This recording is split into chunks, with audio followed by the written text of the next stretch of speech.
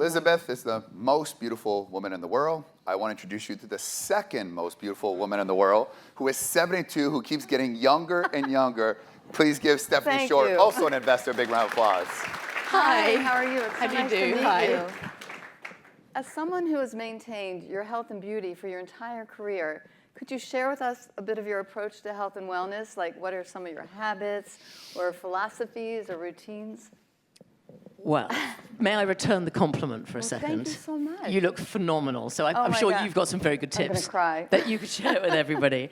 Well, I think, interestingly, when I started work for the Estée Lauder companies back in '95, I immediately got asked if I'd help them with their breast cancer research foundation, which I said yes, because at that time back in the '90s, nobody really spoke about breast cancer out loud. And Evelyn Lauder, who was Estée Lauder's daughter-in-law, said, women are dying all over the world and I want to change it.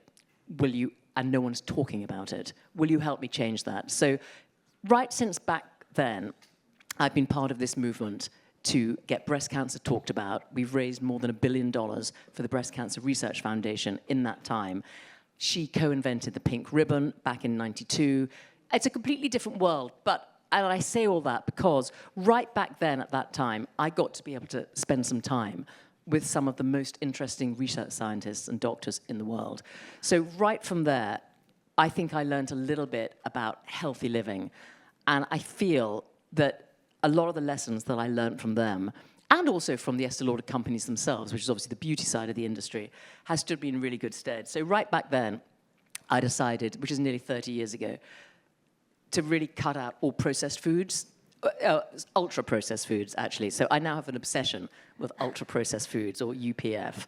And in fact, I went through a really annoying stage a little while ago of doing Post-it notes and going through all my friends' pantries. And if I saw anything with UPF in it, I'd write UPF on a Post-it note and put it on everything that was there, because I truly believe that by eating a little more naturally, I feel that helps with your weight control, with your skin, with your energy. And so I've sort of felt like that for nearly 30 years, but I've been really strict about it for the last 5 or so years. And for me, I think starting right at basics with what we eat and what we put in our bodies and staying mobile is the most important lessons that I learned and try and incorporate into my daily lives, along with, of course, using excellent skin creams from the Estée Lauder company.